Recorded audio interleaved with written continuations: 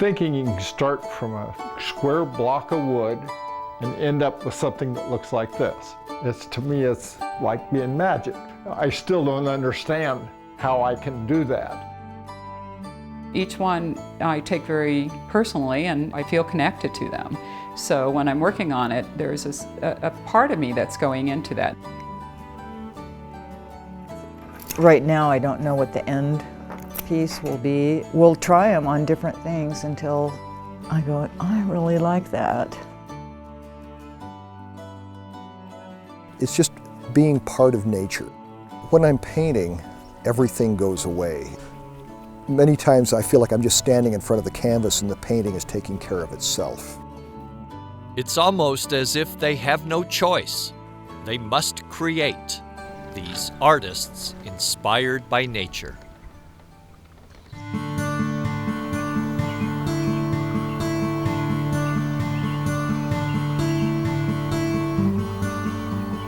Funding for Outdoor Idaho is made possible by the Friends of Idaho Public Television, by the Laura Moore Cunningham Foundation, committed to fulfilling the Moores' legacy of helping to build the great state of Idaho, and by the Corporation for Public Broadcasting. I like to get my wood in early. If you've ever been caught low on wood in the wintertime, well, chances are you won't let it happen again. Hi, I'm Bruce Reichert and welcome to Outdoor Idaho. I heat my cabin with fir and pine, but there are some folks who do amazing things with wood. Now, I've never claimed to be an artist, but there is one thing I've always wanted to try.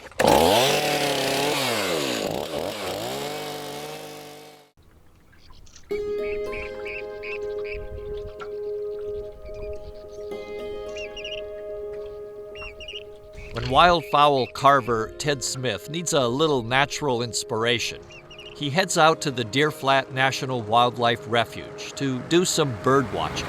See, there's two over there too, right together. I like the stance on this guy. It looks like his head's right in the center of his body. He looks like he's kind of sleeping, kind of keeping an eye on us. Resident biologist Addison Moeller joins Ted to look for grebes, a secretive marsh bird that nests at the refuge. You can see the passion that he has for that art and what he studies it. And it is as perfect as you can get. They're gorgeous.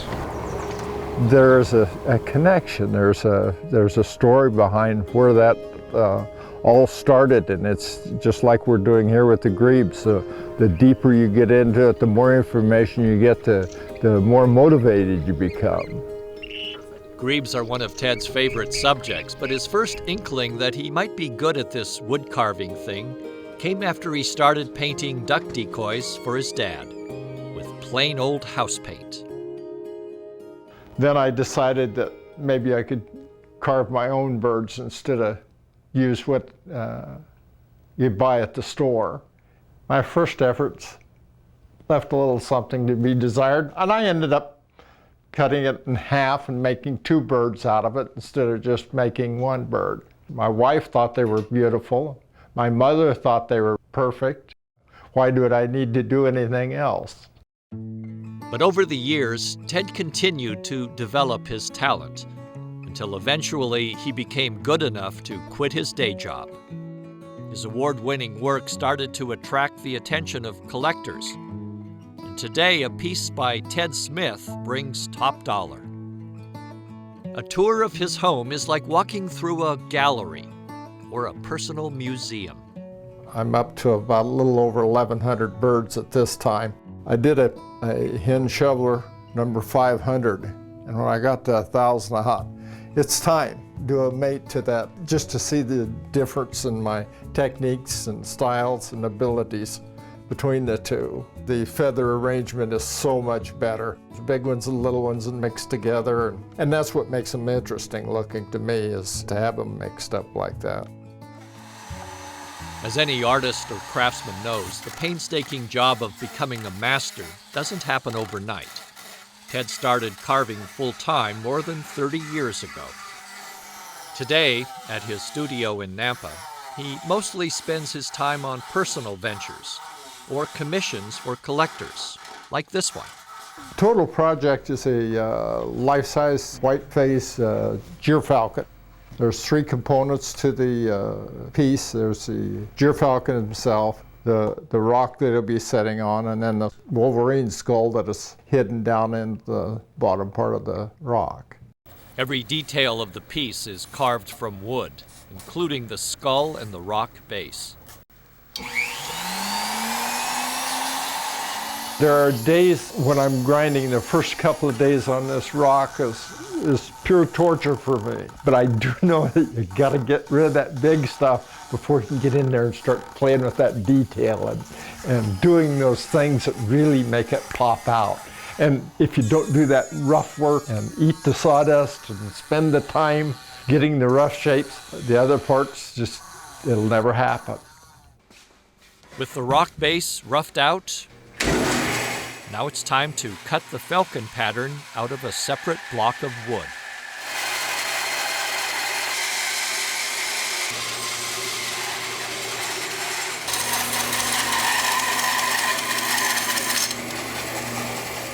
All right, you got it all band-sawed out, both the back profile and the side profile. A wood called tupelo from Louisiana is his favorite for carving. It holds up better under the pressure of the drill and sander and doesn't crack over time. Over the next 4 months, he will live with this chunk of wood, day in and day out, slowly bringing it to life. Now we're ready to go. The inspiration for his first gyrfalcon came from falconer Morley Nelson. He even named the first piece Thor, after Morley's bird. This is Ted's 3rd gyrfalcon. It will go to a collector in Texas. Thinking you can start from a square block of wood and end up with something that looks like this. To me, it's like being magic. I still don't understand how I can do that. Ted mixes his own colors and meticulously brushes each feather, layering the paint up to 18 times. To me, this is the most exciting part of it, is to see it actually start to come to life. At 75, Ted's creations still win blue ribbons all over the country. You can't quit, you can't stop. And when he's not creating or competing, he's judging. It just means I'm still in the running. That's why I still compete at this point in the game. I like to think that not the whole world's passed me up, that I'm still able to compete at the uppermost level of my art form.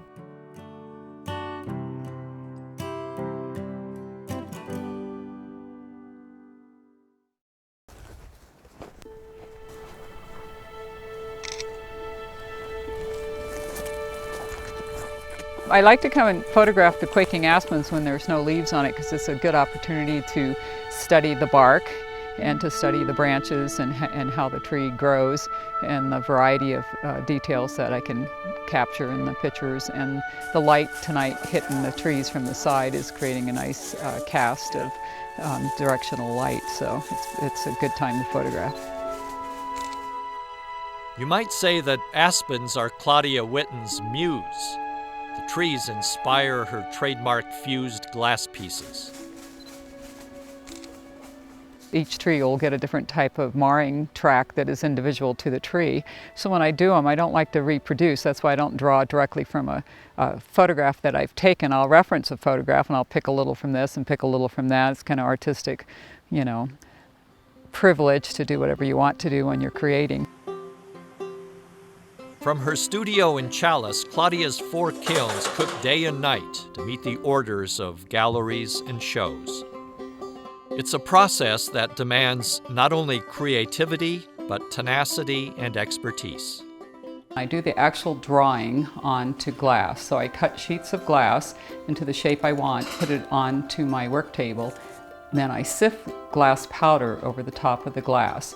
And then with different tools that make the marks that I want into the powder, I create a drawing. From that drawing, it goes into the kiln. Then once it's fused together, it becomes one solid, smooth piece. And then once it comes out of the kiln, I can then process more. Working with glass is very technical. You have to figure out a firing schedule for each piece that you're doing, depending on the size, the thickness. Every part of the process is important because each step has to be done correctly for the next step to be successful. She ramps the kiln up to about 1500 degrees until the powder has fused into the glass. The first of 3 firings takes about 25 hours of heating and then cooling to create a smooth surface. And now it's time for the leaves. It's like working with a puzzle. I'm looking for just the right size piece that's going to spread and be the right size leaf that I want. And I actually use a little glue at this point. After the leaves are all glued down, the piece goes in for another full fuse. Another 25-hour cycle of heating, cooling, and waiting.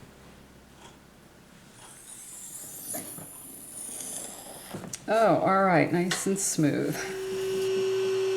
Sanding, the final part of the process, is her least favorite. I'm getting at an angle where I can see the shine because I don't want to sandblast too much. I just want to get the shine off of it. And then the wet belt sander smooths the edges. The glass goes in for the last firing, this time at a lower temperature, to slump over a ceramic mold. My work is driven by my own personal journey and where I want to go, what I want to learn, and that's how you keep your art from being work, is that you're excited to come to the studio. You're excited to see, well, you know, I've had this thought in my head, I wonder if I can make that into what I want it to be. So when the final piece comes out of the kiln and you open that kiln and you say, okay, this is my vision, yes, all right, I did it.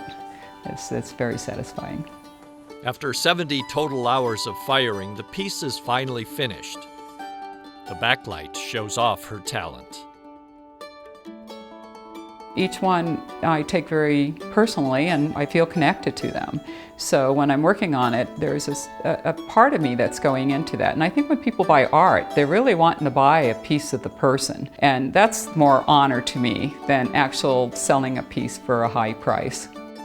In 2007, Corning Museum of Glass recognized Claudia as one of America's most innovative glass artists. I don't create work thinking about, you know, I'm going to try to win an award with this, or I'm going to create this piece because I want to win something. I submit a piece when I think it maybe would be, you know, accepted in something that is a competition. But it's not what drives my work. You know, it's just a way of life. You know, you can't help it. You have to create. You're not content unless you're creating something. It doesn't matter what it is. I don't think I could ever walk away from it.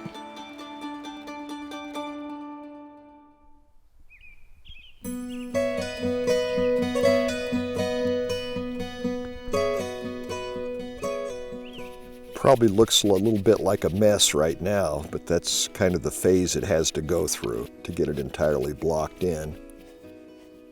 One man who draws inspiration from the outdoors is Fred Choate. The Boise artist spends much of his time pursuing his favorite subject, Idaho's grand landscapes. Today he's set up his easel at dawn to capture the first light of Little Redfish Lake near Stanley. Sometimes it's a little cold. It's not air conditioned and it's not heated, but when I got out here this morning, it was freezing cold, and as soon as I looked at the scene out there, I forgot all about the temperature. You can't work in an office and have this kind of experience.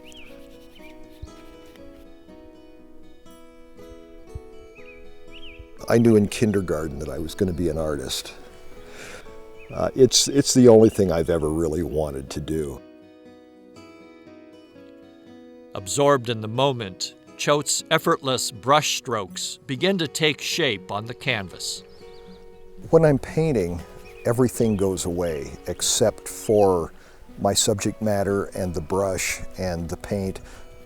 Many times I feel like I'm just standing in front of the canvas and the painting is taking care of itself. It's just being part of nature. Choate's chosen technique of painting is called plein air, a French term for in the open air. This style of painting was started by a group of French Impressionist painters in the mid-1800s. Choate and his fellow artists are members of the Plein Air Painters of Idaho. The group has gathered at one of their favorite locations here near Stanley. They have a show at Redfish Lodge and travel throughout the Sawtooth Valley to paint. The organization of Plein Air Painters of Idaho is just a very loose organization of painters. It's mainly for people who are interested in painting and getting experience painting outdoors. Artist Pam Street is headed into the backcountry, carrying supplies and hoping for good weather. Her efforts are rewarded with the view of a lily pond at the base of towering Mount Hayburn. Mountains are my favorite because I've spent most of my life in the mountains.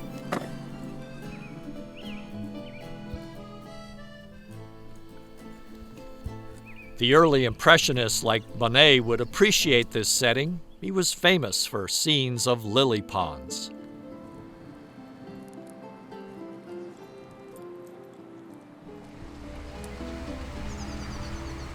French garden landscapes were also a favorite setting.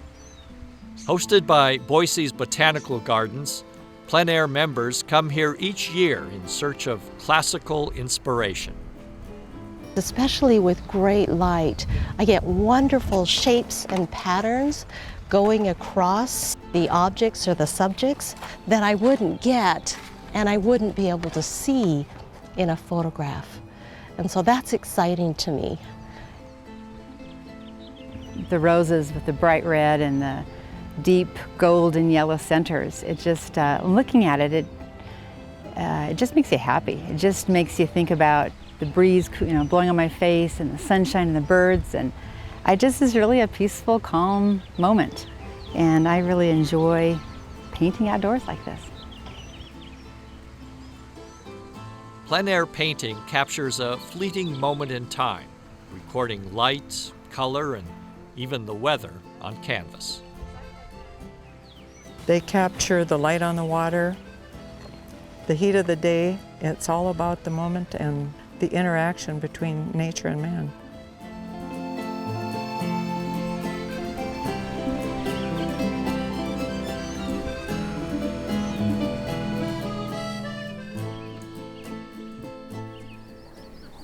Now I'm going to see where that top of the mountain goes. Yeah, it's about right up here. I just fell in love with the outdoors, and I think it's a beautiful place. I just think it's a remarkable state. I mean, you have all these different landscapes. I think it's one of the special gems. Idaho native Fred Choate feels the same way. His home state has given him a lifetime of opportunities for inspiration. Within a 2-hour drive of Boise, I've got high desert, I've got red rock canyons, I've got high alpine lakes, canyon walls. It's actually a painter's paradise. Choate's landscapes have been well received. The Idaho Historical Museum acquired some of his paintings, and they are currently on display at the State Capitol building. Several art galleries also feature his plein air work. He's also well known as a commercial artist whose murals grace the walls of old brick buildings in downtown Boise. There are no rules for painting because every time I do it, there's a new adventure, a new place I haven't gone with paint. Okay, and I think that's about it. Just get a little bit of a mirror look to the water so it's reflecting well. The best time to finish a painting, the best time to stop is usually 20 minutes ago, so I think I better just stop now.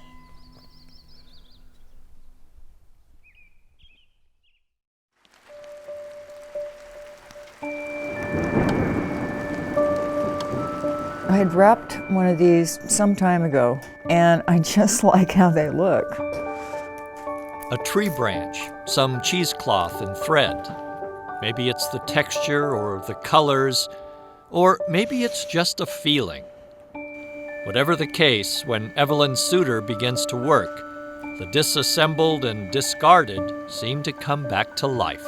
Right now, I don't know what the end piece will be. We'll try them on different things until I go, I really like that. Most of the material for her pieces is salvaged, saved, or found in the outdoors. I can walk out my back door and go up and not ever see anyone and walk and walk and walk and walk and walk. And I'm just basically exploring. I never come home empty-handed. I'm just always finding things that are so interesting. My eyes are always on the ground looking. I have a connection with nature. It nurtures me. Her sanctuary in the woods near Clark Fork, Idaho is home, studio, and gallery. Every nook and cranny is filled with her work, her collections, or a memento from the past. Even the cabin itself is part of her creative expression. I salvaged the windows and the door and whatever, and it was pretty funky. And the money that I spent, I don't know, maybe around $200. But at almost 30 years old, she finally felt grounded. Over the next few years, on waitress wages, she put in water, sewer, and power. And with a little help from her friends, she built additions and began the gardens. Life just scares you. I just got into it. I just got really, really into it. With the nest mostly finished, it was time to think about the future.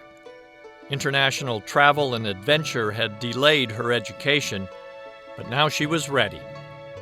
She majored in anthropology and also took some classes in photography. I started making some art just as a kind of a break from the academics, and then that just took off. I mean, it's a very organic thing. It was quite some time before I realized I've always been doing this. I've always been making things, and now people are interested in buying them, and it's still a journey.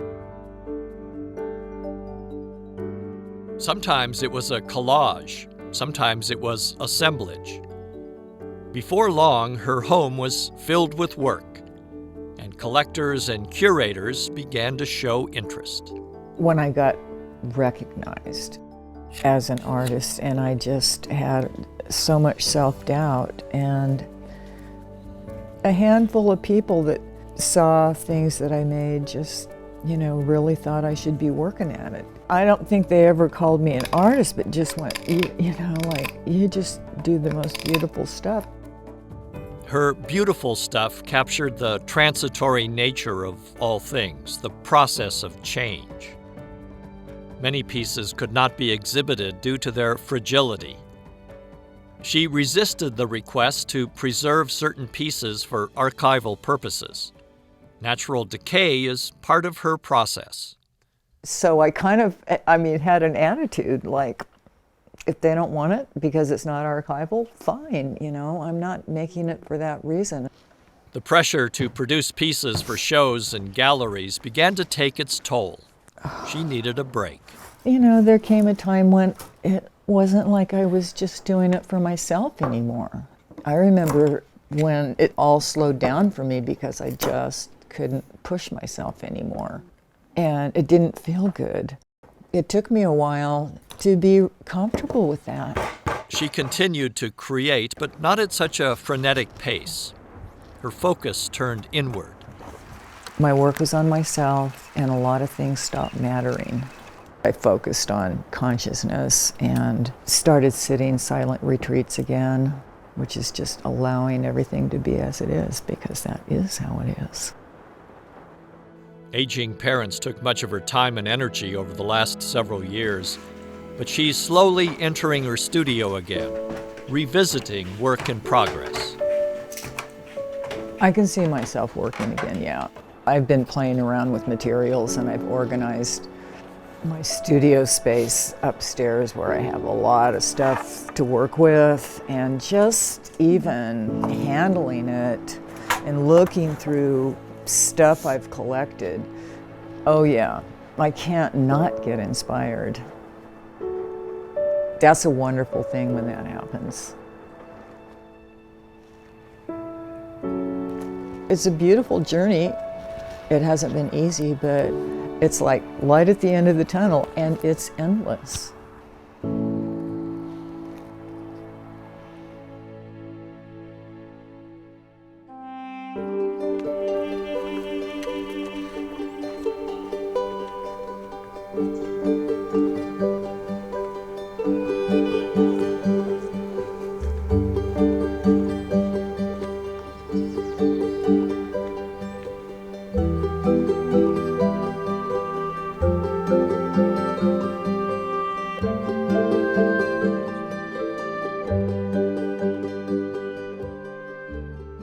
Funding for Outdoor Idaho is made possible by the Friends of Idaho Public Television, by the Laura Moore Cunningham Foundation, committed to fulfilling the Moore's legacy of helping to build the great state of Idaho, and by the Corporation for Public Broadcasting.